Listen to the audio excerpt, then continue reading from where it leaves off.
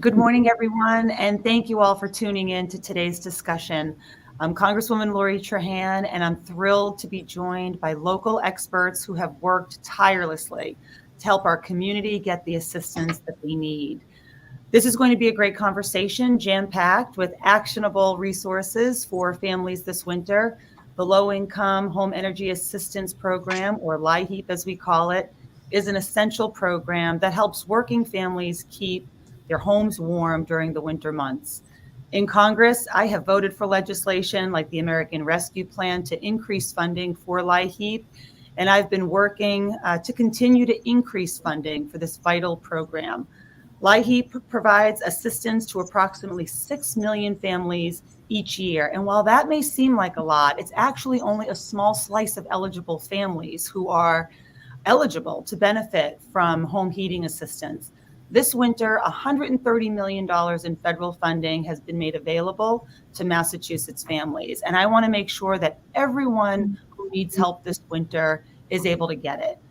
After all, I mean, the past few weeks have been freezing temperatures, and the last thing anyone should have to worry about is keeping their home warm. Thankfully, with us today are members of our community, like I said, experts, not only on this program, but so many resources, and they're working hard to ensure that you can access this funding. So first, I'd like to introduce Connie Martin. Connie is the Division Director of Energy and Community Resources for Community Teamwork and oversees a budget of $10 million of federal, state, and private programming funds. In her role, she implements a wide range of programs that serve nearly 14,000 people. Community Teamwork, Inc. is based in Lowell, but reaches 63 towns and cities in Middlesex and Essex counties. So thank you for joining us, Connie. Oh, thank you so very much. It's wonderful to be here today. Great. Next, I'd like to introduce Norma Alvarez, LIHEAP Program Director for Making Opportunity Count, another incredible organization. She's a lifelong resident of Fitchburg and has a wealth of knowledge on the issues as she has been working in LIHEAP for 13 years. Making Opportunity Count is based in Fitchburg and serves over 30 communities in north central Massachusetts. Thank you, Norma. Good morning. Thank you for having me. Next, I'll introduce Velma Martinez Dominguez, the Executive Director and CEO of the Greater Lawrence Community Action Council. Velma is a lifelong social justice activist and seasoned leader and administrator. Prior to joining GLCAC, Velma was a leader in the Lawrence Mayor's Health Task Force. Greater Lawrence Community Action Council serves over 30,000 clients in a variety of programs. They have offices around the region, including in Lawrence, Methuen, and Andover. So thank you for taking the time, Velma. It's a pleasure to be here today. And thank you, Congresswoman Trahan, for the invitation. As an agency, really, that has been part of a network that was established to fight the war against poverty and help Americans live in decency and dignity. I am super happy to be part of this network and be here today. Thank you. Thank you. Thank you. And last, but certainly not least, I'd like to introduce Gerald Walsh from Community Action, Inc. He's the Director of Energy Programs and brings with him years of experience running energy programs at community action agencies in both Massachusetts and New Hampshire. Community Action, Inc. serves families in Haverhill, Newburyport, Amesbury, and the surrounding communities. Glad you're able to be with us, Gerald. Congresswoman Trahan, thank you so very, very much for having us. Community Action, Inc. is excited to be part of this. And as we're reminded that every single day, every one of us work for fuel this time of year. Thanks so much. You bet. You bet. So as you can probably tell, these guests bring with them a wealth of experience, and they're ready to answer all of your questions. So let's get going. So before we dive into the specifics on how to take advantage of these resources, can each of you just speak to the ways you've seen LIHEAP have an impact on families in communities across our district? I mean, I think we can start with Connie and then go around in the same order that we were introduced. Sure, absolutely. You know, the LIHEAP program, it's certainly one of a host of programs that are offered, you know, here at Community Teamwork and then at our sister agencies at all the community action agencies.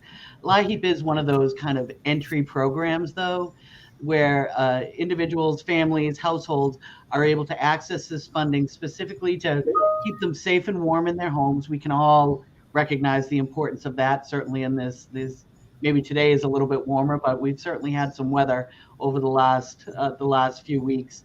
But I think one of the key things we see is that as we're talking with clients every single day who are facing the challenge of trying to balance competing needs, competing costs, just trying to get, day to day, keep their families safe, and moving towards self-sufficiency. It really is one of those, I think, kind of banner marquee programs for community action, where as clients are coming in, they're talking with our staff, accessing LIHEAP funds, but then being able to kind of take those next steps towards, ensuring their houses are weatherized appropriately, that they're able to connect with, whether it's our housing consumer education resources, also financial education, other workforce resources. So I think some of our most compelling success stories have been, individuals who have connected via LIHEAP, but then been able to take the, the information and the resources that we're able to provide in a broader, more holistic sense to really stabilize their households and make really solid, good decisions moving forward. Absolutely. Thank you for that. Norma.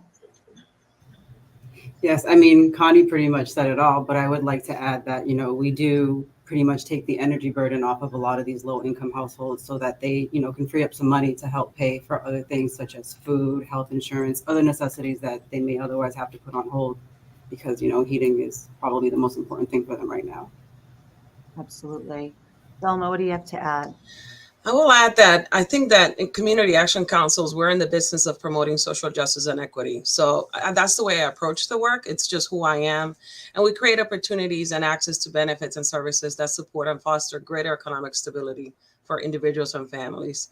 The LIHEAP program is one of the many programs that we offer. Is one of our key programs, I want to say, for the reasons already stated. But I think that we have to understand that we are assisting our lowest income families, those who are very high energy burden households, and we help them to defray the cost of their utilities. So we conducted our community needs assessment, and we were surprised to see that the utilities being so unaffordable was the second highest need that was cited by our respondents, which is wasn't even included in last year's community needs assessment. Speaks to the skyrocketing bills and the need for the LIHEAP program. So last year, we processed and approved benefits for over 8,300 low-income households, both in the Greater Lawrence area, Reading and North Reading.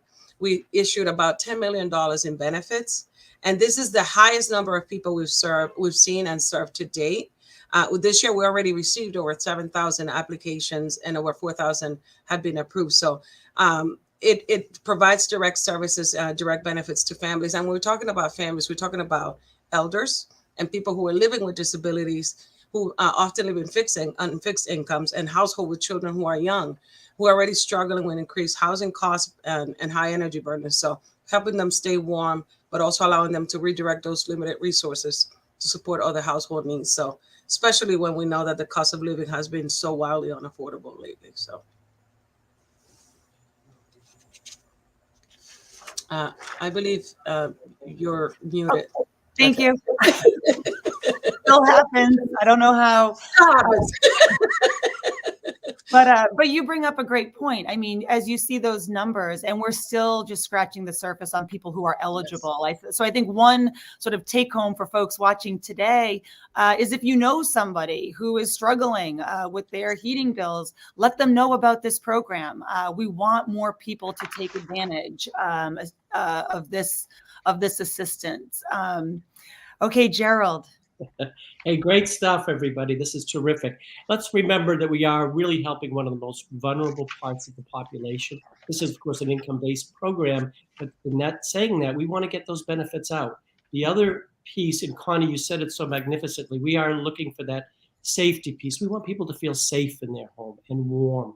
These are the things that we try to do with all of the other programs, of course, community action and other community action programs offer. But the key piece here is that we also not only pay for those heating costs, but we try to pay directly. So many of the clients don't even have to worry about that burden, that part of it. So we really are trying to simplify the process in that aspect. But also, it's word of mouth. Let's get it out there. Like you said, Congresswoman, friends, family, anybody you know, talk about the fuel assistance program. I talk about LIHEAP, nobody knows what I'm talking about, but fuel assistance, they know what I'm talking about. Right, right. That's a great point. So now I want to just dive into the tangible advice for those applying. What are the most important things folks need to know as they think about and prepare to apply for LIHEAP aid? Well, to kick off, I mean, I think, we can really look at the way the system has changed really in dramatic ways just in the last few years. We can look at kind of the impact of the pandemic in a lot of different ways. But I think one of the positives that came out of it is that we were able to change the way clients were able to present information, get information and documentation to us, so that we're really able to, again, work with our clients from where they're at and being able to provide them this service as effectively and efficiently as we can. I think the opportunity to be able to use online resources and an online portal, so that for so many of the clients who are working with us, they're able to, anytime, day or night, be able to go onto the portal, be able to upload all their documentation, be able to get all that information to us electronically so that we can start the process right away. I also always say that at the end of the day, it's critically important for all of us that we have people. There are people behind this whole activity, so that the staff that we have in place, many of whom who have been, part of this program for literally decades, are there and available, whether it's by phone or to come into our offices, so that, again, we're able to work with clients so that, we can recognize that sometimes the paperwork can be a little intimidating. It can be challenging. And we want to make sure that that's never an impediment to people being able to get this valuable service. So we do our best to make sure that, we take information, we take the documentation any which way we can get it, and work with clients to ensure that we're able to get them through the process. And I think that's one of the key changes, certainly, over these last few years, is having that added venues for people to be able to access us and the information about the program. Right, right. Who else? If we're not going by order, because I thought we were going by order, but I think the most important thing to remember is that more and more people are using the fuel assistance or LIHEAP program more than ever right now. This is a resource for our community, and we want everyone that's eligible to take advantage of it. There's no stigma around it. We all fall on hard times. Mm-hmm. I always say that we're a paycheck away from being homeless or being, without a roof over our head. And I think that that's the first thing we need to let people know. And also important to know that, even emergency utility shutoffs, people who are facing that situation where they show up, look, my electricity or my gas bill is going to be cut off. We work quickly with you. 24 to 48 hours, we're able to process applications and get you, approved for benefits. We also use the opportunity to educate people that there is a moratorium between November 15th to March 15th. I mean, sometimes people don't know that there is an opportunity for them to stop that process. But also important to know that, first of all, the application, when is it available? November 1st through April 30th. Anytime within that time, you're able to apply with us. Make sure that you are income eligible. There's plenty of information on our website, but you can just walk in and find out whether or not you're eligible for these services, and be prepared to provide all the documentation that's needed. I think that the providing all the documentation that's needed helps us sort of expedite the eligibility assessment process and the issuance of benefits. So that's one thing. And then I will say that assistance is also available. Sometimes people think that because you get Section 8, you are not eligible for these things. If you have a housing subsidy and you're income eligible, you are eligible for services. So come stop by and learn more about how you can apply and receive benefits through LIHEAP. Great. Anything else to add, Norma? Sure. I'd like to add that, like Vilma had mentioned, people with subsidies, there are also people who are HEAT included who think they're not eligible, yes, who are also eligible. Another thing that we like to educate them on here is the protections that the utility companies offer that they don't always educate their customers on. Yes. Great. All of that is so informative. Now, all of your organizations, which do cover different parts of the district, the 3rd Congressional District, They help families apply for this funding every single day. Wondering if you each could speak to the resources that your organization offers around LIHEAP and home heating assistance, and how can families take advantage of those resources? Connie mentioned the portal, but how do people get started? And maybe we'll start with Gerald, and we'll go Norma, Velma, Connie. Thank you so much. There are so many ways. What we do basically on a daily basis, we look at our website too. A lot of people are so into trying to find some of that information. We try to put as much information up there as possible, but the key word is to simplify. We look at how to simplify the process because it can feel overwhelming to many who are applying, and it might even feel a bit invasive because we're asking for so much information under this program. We try to break it down very simply, is we're just looking for that snapshot, that 30-day photo of what's been going on for your finances. Some people might have lost a job. They're going to qualify for a program if they're not receiving any income. I want to point out that the same thing, that by looking and just needing a copy of your ID, a copy of your citizenship, for example, what you've earned for the last 4 weeks, and let's talk about either gas, oil, or electric, and a lease or a mortgage. We can get you going right there with that. The key is to simplify and to not overburden anybody with asking for additional information. Let's remember, a family of 4 making $87,000 a year, they qualify for fuel assistance. We learn this every day when we go into a senior center and they say, save that for somebody who might need it. Look, we all need it, and we want to make sure that we're getting out and getting that word out, and visiting and talking with senior centers, but it's that one-on-one that really gets the word out. So yes, I'd like to add that we have a lot of satellite offices, and we do go to a lot of the senior centers, and that's where we see a lot of the client intakes coming in.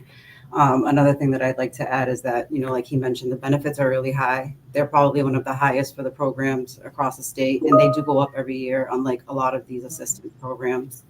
And the other thing that I'd like to add is we also have discretionary funds sometimes for clients who may not be eligible income-wise, or if they cannot provide us proof of citizenship. I mean, we don't have that every year, but luckily we've had it for the last couple of years, so we can also help clients in other ways. It might just be one delivery versus, a subsidy for the entire winter, but it's still something. Thank you.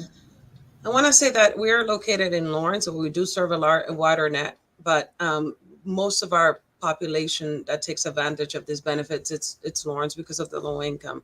So we do have a 15-person bilingual team dedicated just to LIHEAP, and people can just come in, walk in, make an appointment, go online. We do know that digital literacy is a barrier for many, which is one of the reasons why we decided to just simply figure out how many options can we offer. You have your younger population that tends to use the portal. You have your older population that likes to do in paper. And so we need to make sure that we are meeting people where they're at.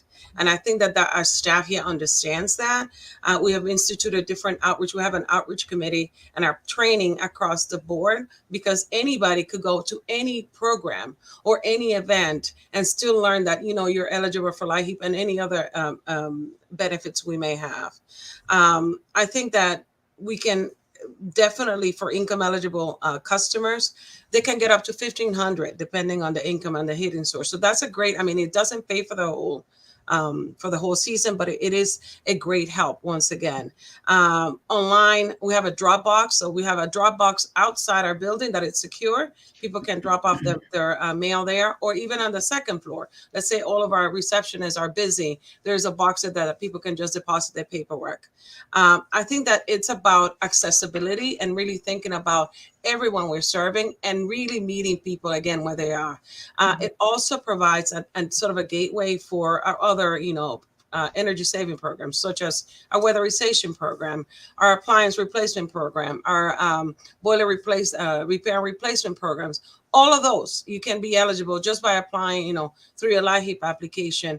But the most important thing is that we're serving individuals comprehensively. And so it's not only a gateway to those services, but everything else that we offer that can help that are critical in supporting families in their journey towards achieving greater financial stability. That's our business. We're not LIHEAP. We're an organization that's working to promote opportunities for people, no matter where they're at, no matter where you are, whether you speak English, whether you don't speak English, whether you're an immigrant, immigration status is stable or not. I mean, we don't care. We're here to help people and create a better community.